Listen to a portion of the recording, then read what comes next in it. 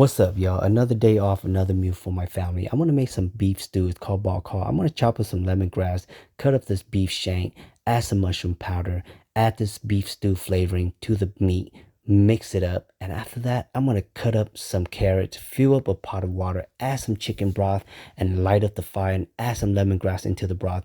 Let's fry up that beef shank. With the lemongrass, that beef shank should be smelling really good. Get it cooked from the outside, and after that, let's go and pour that into the pot of broth and cook it for 2 hours to get that tenderness. Add some more beef stew flavoring, mushroom powder, and add the carrots in. Yo, once you're done adding the carrots in, I'm just gonna start cleaning to get the extra credit points for my wife. You know what I mean? Look at that soup. Add some herbs, y'all. Cilantros, onions, and some more onions, y'all. Let's go and chop it up.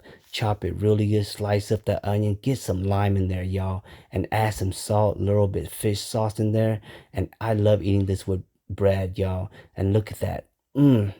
So tasty. Ooh, look at the soup. Add some cilantros in there, some green onions, some chop up onions. Ooh, look at that.